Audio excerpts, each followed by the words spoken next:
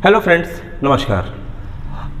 पिछले क्लास में हमने जब एग्रीकल्चर स्टार्ट किया था तो एग्रीकल्चर के बेसिक्स के ऊपर हमने चर्चा की। उस बेसिक्स में हम अपना जो टॉपिक है ख़त्म किए थे किसमें, फसल चक्र में।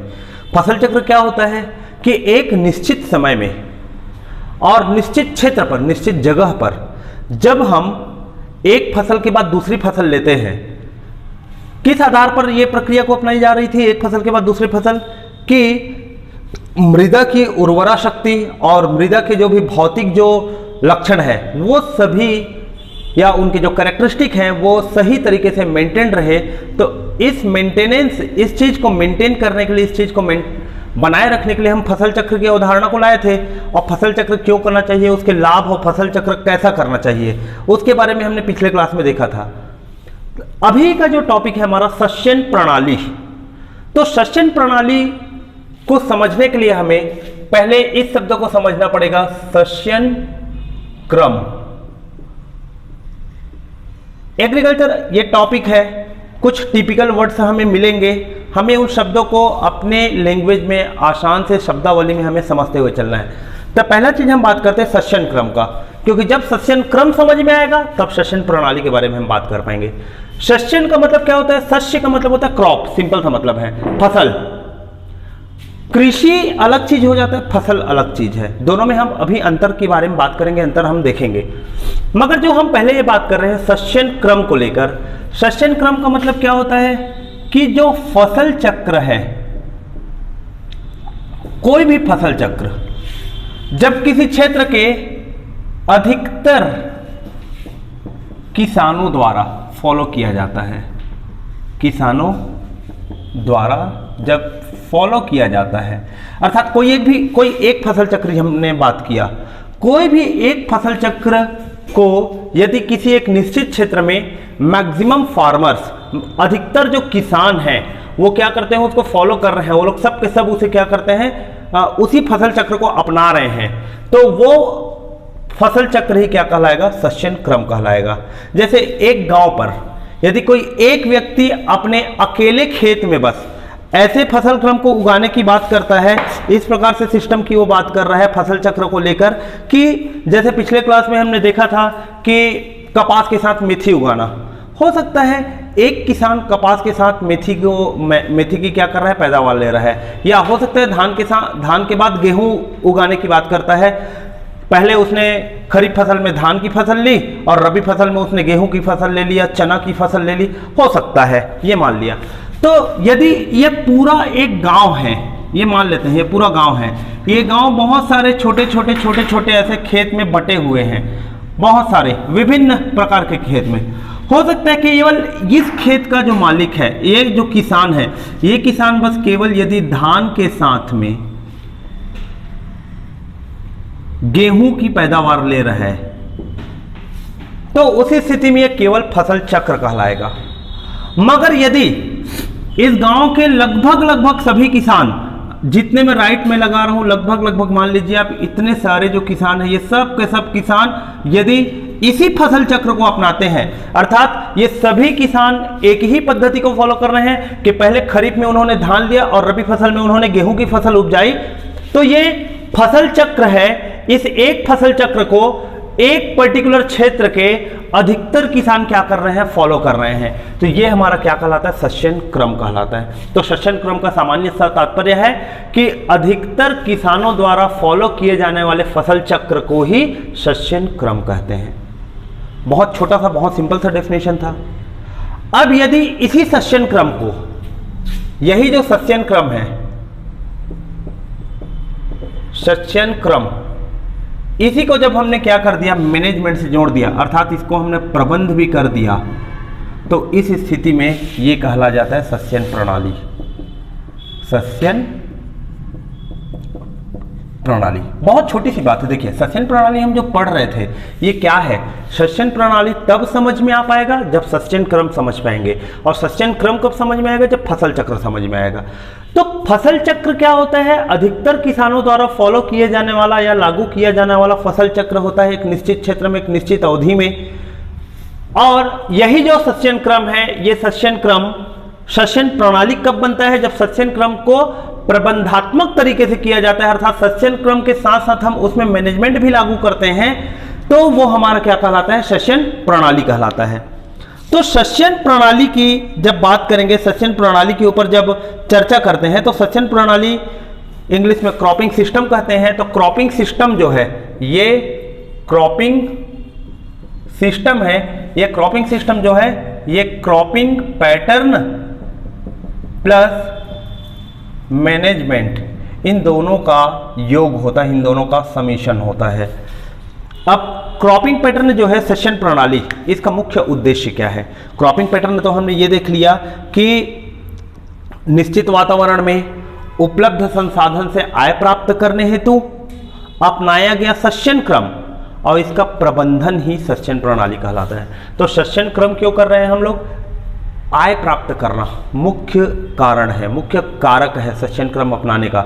फसल चक्र को अधिकतर किसान क्यों फॉलो कर रहे हैं? क्योंकि वो लोग अपने एक ही निश्चित भूमि से निश्चित समय में अधिकतम से अधिकतम आय प्राप्त कर सकें और उस आय प्राप्त करने की विधि में मृदा की उर्वरता एवं अन्य जो उसके भौतिक जो बातें हैं वो सभी के सभी क्या रहें, स्थायी बने रहें, उनमें किसी भी प्रकार का हाश ना हो, किसी भी प्रकार का उसमें डिक्रीमेंट ना आए उस चीज़ को लेकर। तो सस्यन प्रणाली की जो बात थी वो यही थी, सस्यन क्रम और प्रबंध दोनों को मिलाकर बनता है सस्यन प्रणाली।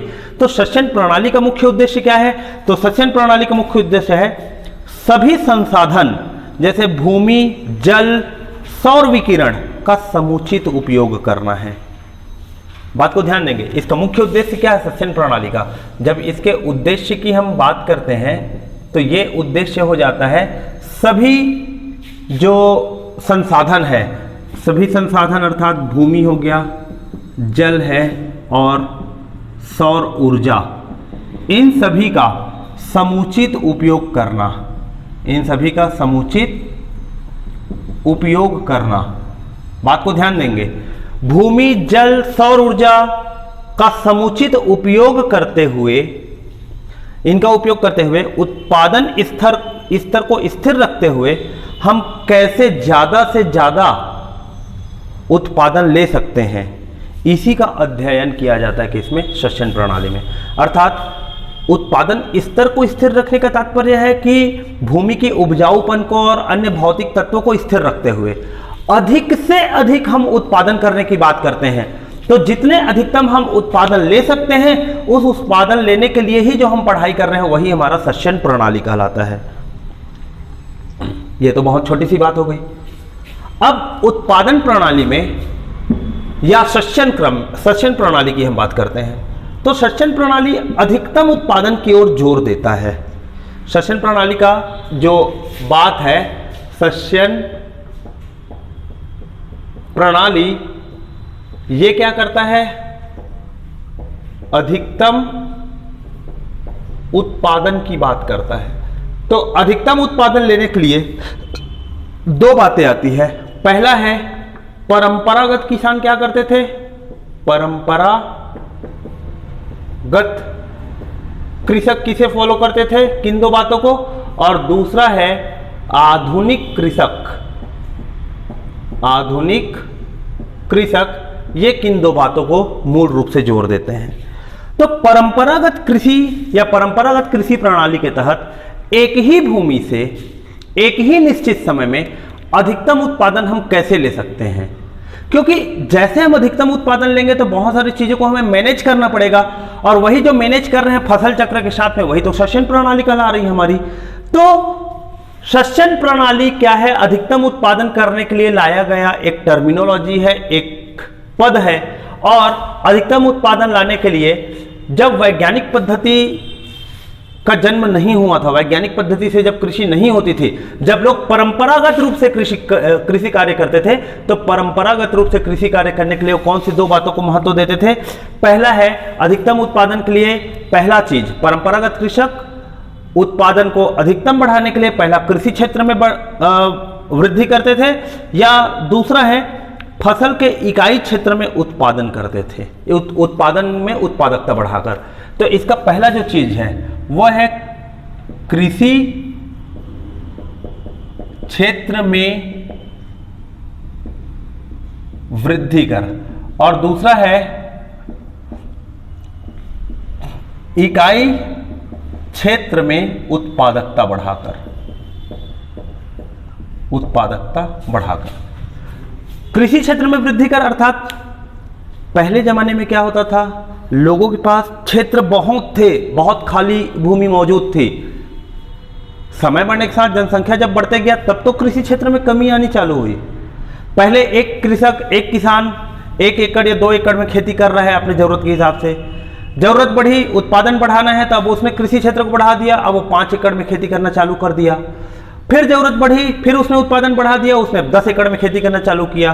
तो जैसे जैसे कृषि का क्षेत्रफल वो बढ़ाते जाएगा, कृषि के क्षेत्रफल में वृद्धि होने के फलस्वरूप भी अधिकतम उत्पादन हो रहा है। यह परंपरागत कृषि पद्धति के तहत उत्पादन बढ़ाने का पहला तरीका था। तो पहला तरीका क्या था, कृषि क्षेत्र में वृद्धि करके। दूसरा तरीका है इकाई क्षेत्र में उत्पादकता बढ़ाकर। इकाई क्षेत्र मतलब पहले 1 एकड़ में मान लेते हैं हम 10 क्विंटल धान की उपज होती थी, अब वो ऐसे पद्धति का प्रयोग कर रहे हैं, ऐसे उर्वरक उपयोग कर रहे हैं कि अब वो 1 एकड़ में 12 क्विंटल 15 क्विंटल धान उपजाने की बात कर रहा है और ऐसे तकनीक को बढ़ावा दे रहा है। तो ये जो दोनों बातें हैं, ये परंपरागत कृषक के रूप में, परंपरागत तरीके से अपनाए जाने वाले तरीके थे।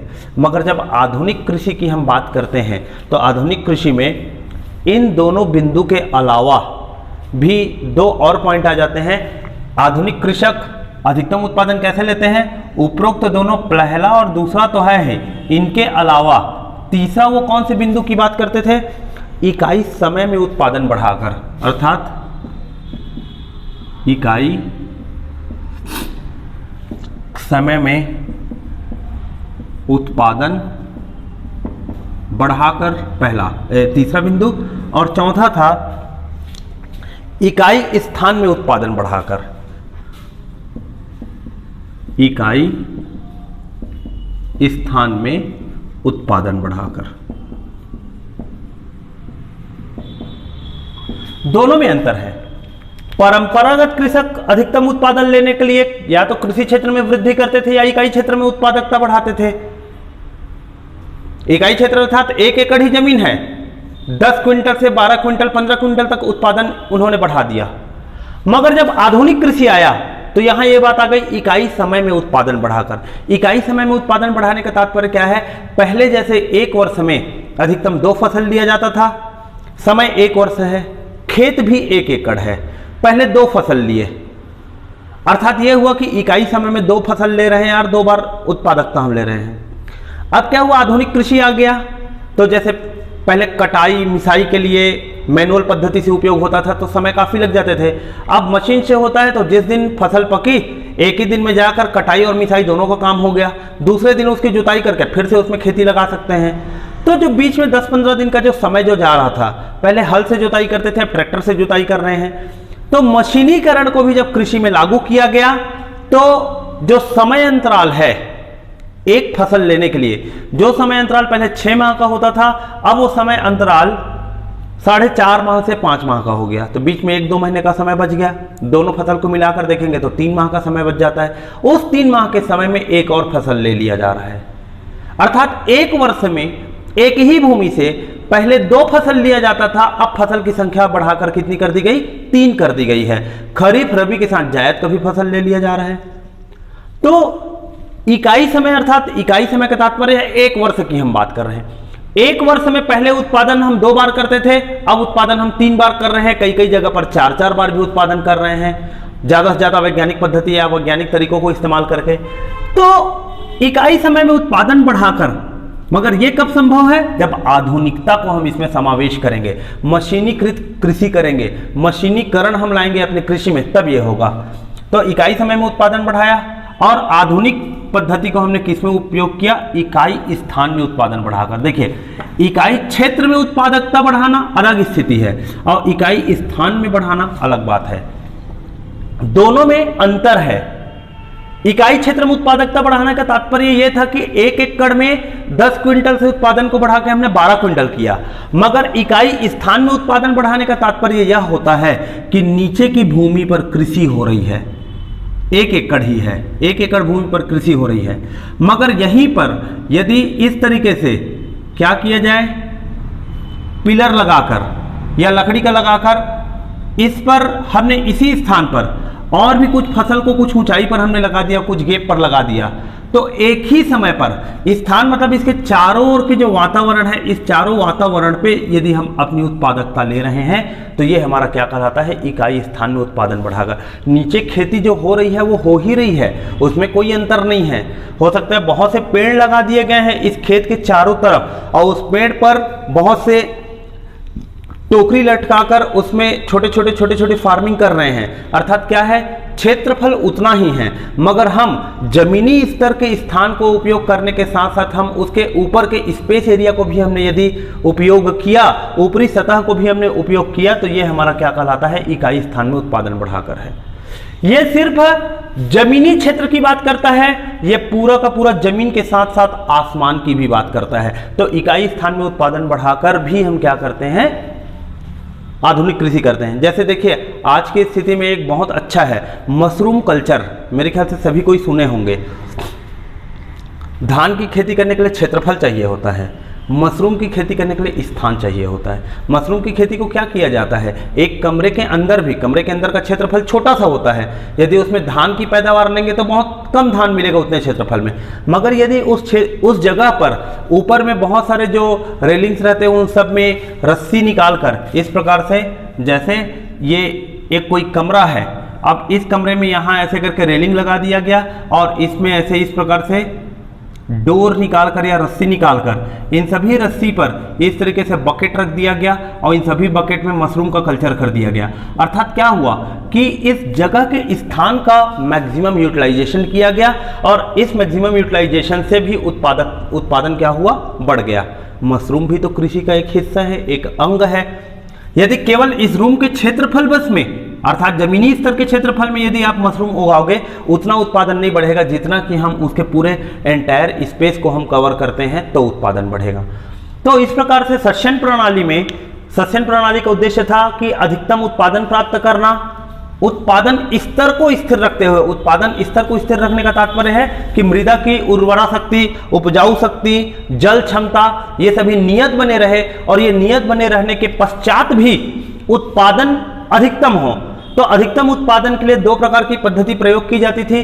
परंपरागत कृषक जो पद्धति उपयोग करते थे वो दो प्रकार से करते थे, या तो कृषि क्षेत्र में वृद्धि करके या तो इकाई क्षेत्र में उत्पादकता बढ़ाकर। मगर आधुनिक कृषि में इन दोनों के अलावा तीसरा बिंदु उपयोग किया गया, इकाई समय में उत्पादन बढ़ाकर। यह मशीनीकरण के कारण संभव हुआ। और चौथा है इकाई स्थान में उत्पादन बढ़ाकर, अर्थात जमीनी क्षेत्रफल के साथ साथ उसके ऊपर मौजूद आसमान का भी जो एरिया है उसको यूज करके यह चीज को लाया गया। परंपरागत जो कृषक थे ये जिस तरीके से उत्पादन को बढ़ाए, ये जिस मेथड को फॉलो करते हैं इसको बोलता है ट्रायल एंड एरर मेथड। मगर आधुनिक कृषि जिस चीज के तहत उसको लेकर आए तो इसको बोला जाता है साइंटिफिक मेथड। साइंटिफिक मेथड इन्होंने वैज्ञानिक तरीके से उत्पादन बढ़ाया, मगर इन्होंने ट्रायल एंड एरर मेथड से बनाया।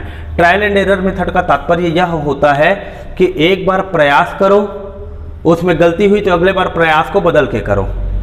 तो परंपरागत कृषक के पास पहले समय की कमी नहीं होती थी, जगह की भी कमी नहीं होती थी, तो अलग अलग स्थान पर अलग अलग समय में विभिन्न प्रकार के फसल चक्र को अपनाते थे।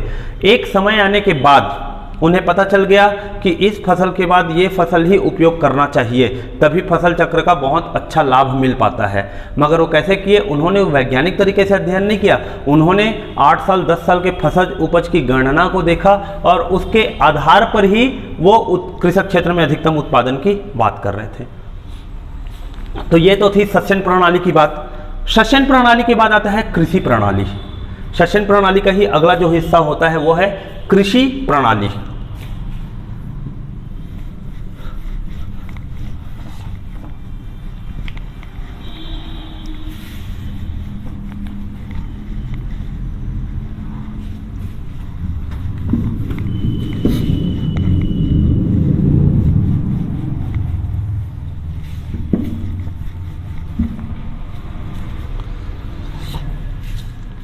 सस्यन प्रणाली, इसके बाद जो शब्द आता है वो है कृषि प्रणाली। बहुत ध्यान से समझने वाली बात है। सस्यन प्रणाली पर क्या होता है, सस्यन प्रणाली पर मूल रूप से तो यही आया ना कि सस्यन क्रम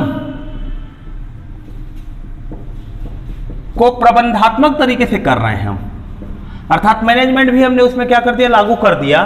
तो सस्यन क्रम के साथ में जब मैनेजमेंट लागू कर रहे हैं तब ये सस्यन प्रणाली कहलाया। मगर इसमें सिर्फ और सिर्फ किसकी बात हो रही है, फसल की बात होती है, फसल की चर्चा हो रही थी यहां पर। फसल अर्थात धान, गेहूं, चना, मक्का, ज्वार, बाजरा, इनके ही हम बात कर रहे थे। मगर कृषि प्रणाली में क्या होता है,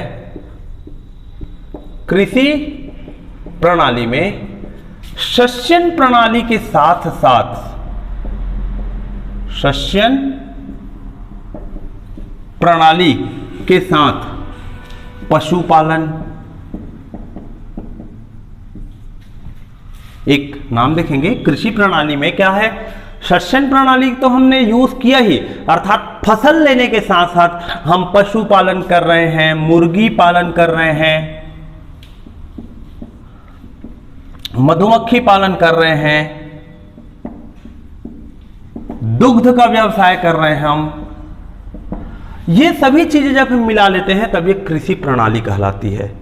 तो कृषि का सामान्य तात्पर्य होता है, कृषि का मतलब होता है फार्म, मगर सस्यन का मतलब होता है क्रॉप। तो क्रॉप का मतलब है केवल फसल से संबंधित है, वो केवल धान, गेहूं, इस टाइप की चीज़ों से मतलब है कि हम बीज का रोपण कर दिया और खेत में वो बीज अंकुरित होकर पौध बनेगा, तो उससे रिलेटेड है। मगर कृषि प्रणाली में क्या है, उस पौध प्रणाली या सस्यन प्रणाली के साथ साथ पशुपालन, मुर्गी पालन, मधुमक्खी पालन, दुग्ध पालन, इन सब चीज़ों को लेते हैं। हालांकि यही जो कृषि प्रणाली है, इन कृषि प्रणाली में मिश्रित कृषि भी इसी का ही एक हिस्सा है।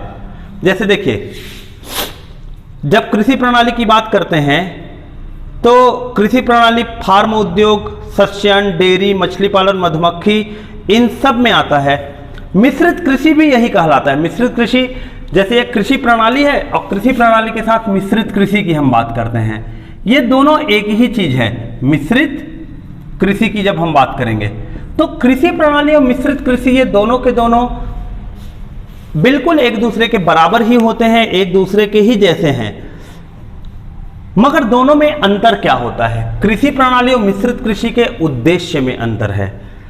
मिश्रित कृषि का जो उद्देश्य होता है, मिश्रित कृषि का मुख्य उद्देश्य होता है जीविकोपार्जन, लेकिन कृषि प्रणाली का उद्देश्य होता है पारिस्थितिक संतुलन। तो कृषि प्रणाली का मुख्य उद्देश्य हुआ हम लोगों का पारिस्थितिक संतुलन, जबकि कृषि प्रणाली का है जीविकोपार्जन। इसमें प्रबंधात्मक तरीके से हम चीजों को लेते हुए चल रहे हैं कि परिस्थिति का संतुलन बना रहे, मगर मिश्रित कृषि में पारिस्थितिक संतुलन हमारे लिए मायने नहीं रखता। हमारे लिए मिश्रित कृषि में सिर्फ और सिर्फ जीविकोपार्जन जो है मायने रखता है कि एक क्षेत्र से हम अधिकतम से अधिकतम कितना उत्पादन ले सकते हैं और अलग अलग क्षेत्रों में कैसे उत्पादन ले सकते हैं, इसके बारे में बात किया जाता है। तो कृषि प्रणाली और मिश्रित कृषि देखा जाए डेफिनेशन वाइज दोनों बराबर हैं, दोनों में एक ही है। सस्यन प्रणाली के साथ इन सब चीजों को करना, पशुपालन, मुर्गी, मधुमक्खी पालन, दुग्ध पालन, वानिकीकरण। अच्छा, कृषि प्रणाली में एक और शब्द आता है वानिकीकरण। वानिकीकरण संभवतः मिश्रित कृषि पे शामिल नहीं रहता है, क्योंकि कोई भी किसान जंगल नहीं बसाता कृषि करने के लिए, मगर वानिकीकरण या जंगल बसाना कृषि प्रणाली के अंतर्गत आता है। इसीलिए हम कृषि वानिकी, हमारे सिलेबस में एक छोटा सा टॉपिक भी दिया हुआ है जिसे हमें आगे पढ़ाई करनी है। तो इन दोनों में अंतर क्या है, वानिकीकरण वाले हिस्से को छोड़ दिया जाए तो बाकी सब के सब मिश्रित कृषि के अंतर्गत आते हैं, मगर यदि मिश्रित कृषि में वानिकीकरण को जोड़ दिया जाता है तो यह कृषि प्रणाली आ जाता है। तो वानिकीकरण इसलिए जोड़ा गया क्योंकि पारिस्थितिक संतुलन हमें चाहिए, इकोलॉजिकल या इन्वायरमेंटल हमें बैलेंस लेके आना है इसलिए। और मिश्रित कृषि जो रहता है ये मूल रूप से केवल जीविकोपार्जन के लिए उपयोग में आता है। तो ऐसे करके ये कृषि प्रणाली से संबंधित हमने क्या किया, इन बातों के ऊपर चर्चा की। अब इसके बाद वेरी इंपॉर्टेंट चीजें, इंपॉर्टेंट पॉइंट जो है वो है सस्यन के प्रकार। सिलेबस में बहुत ही स्पष्ट रूप में इस चीज को लिखा हुआ है, अंतरा सेशन क्या होता है, बहु सेशन क्या होता है, और इनसे संबंधित बातों को किया गया है। तो अगला हेडिंग आप डालते हुए चलेंगे, वो है सस्यन के प्रकार। सस्यन के प्रकार के बाद हम पारिस्थितिक चीज के ऊपर बात करेंगे, कृषि पारिस्थिति के ऊपर।